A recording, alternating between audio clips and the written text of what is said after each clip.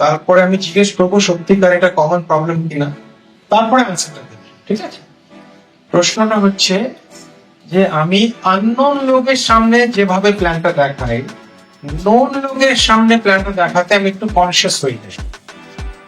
हम अपनी टीम का जो नया लोग है उसका सामने जब बिजनेस प्लान दिखाता है तो हम बहुत अच्छा है और रिजल्ट आता है। बट हमारा कोई रिलेटिव अगर आ गया, उसका सामने जब हम प्लान दिखाते हैं तो हम कॉन्शियस हो जाते हैं। कॉमन प्रॉब्लम, इसको समझिए। एक डॉक्टर अगर सर्जन है तो वो अपनी डॉक्टर का सर्जरी करेगा तो कॉन्शियस हो जाएगा, लेकिन लोगों का रोज सर्जरी कर रहा है तो कोई कॉन्शियस नहीं। समझ पा रहे हैं?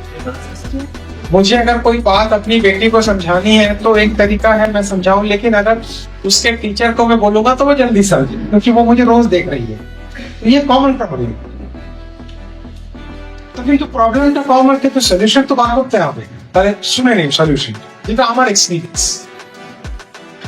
এই যে নোন লোক যারা থাকে না, যারা আমার রিলেটিভস বা বন্ধু বান্ধব, এরা আমাদের সিরিয়াস কোনোদিন নিতে পারবে না। কেন? ওদের নজরে আমরা ওই পুরনো ছেলেবেলার বন্ধু বা ছোট্ট একটা রয়েছে। ওরা জানে না আপনারা কোথায় চলে এসেছেন বা কোন জার্নি আপনারা কভার করেছেন।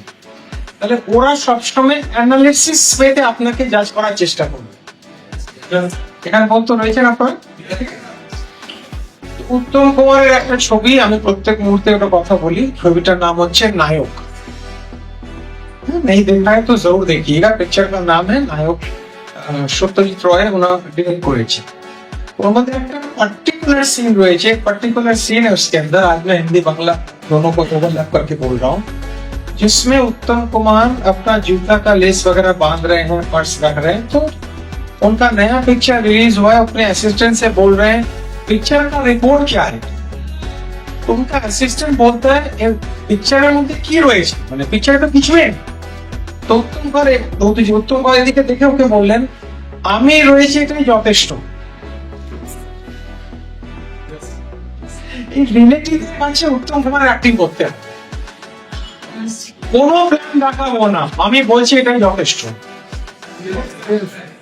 রেসপন্স করতে হবে, আমি বলছি এটাই যথেষ্ট, কোনো প্ল্যান, আমি প্ল্যান এইখান থেকে আরম্ভ করতে হবে। কোনো প্ল্যান, কোনো কারণ, কোনো আমি বলছি এটাই যথেষ্ট। এটা কিন্তু ওখানে চলবে না যে আপনার টিমের নিউ জয়েনিং হয়েছে, ওখানে প্ল্যান দেখাতে হবে। আপনারা কি রয়েছেন আমার সাথে? কিন্তু ওখানে চলবে না, রিলেটিভের কাছে। যে রিলেটিভ যারা রয়েছে আপনারা, ওদের সাথে একটু রংবাজি করবো না, কিন্তু একটু অন্য লেভেলে কথা বলতে হবে যে কোনো প্ল্যান নেই, আমি প্ল্যান। তুমি যদি, আমি বাংলায় বলছি আবার হিন্দিতে ট্রান্সলেট, তুমি যদি মানে তুমি अगर मेरे पे ट्रस्ट करते हो तो मैं बात करूं, कोई प्लान नहीं, चलो बात खत्म। तुमको हम बोलते हैं 10,000 रुपए ऐसे फेंक दो, फेंक सकते हैं, चलो। তোমাকে আমি বলছি 10,000 টাকা ছড়ে ফেলে দাও, আসবে কি যাবে আমি জানি না, করতে পারবে?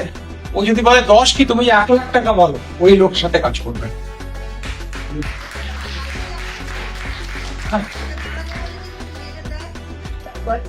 ওই হয়েছে তো, এটা ফার্স্ট ক্রাইটেরিয়া। এদের প্ল্যান দেখানো উচিত নয়, আপনি টাইম ওয়েস্ট করছেন।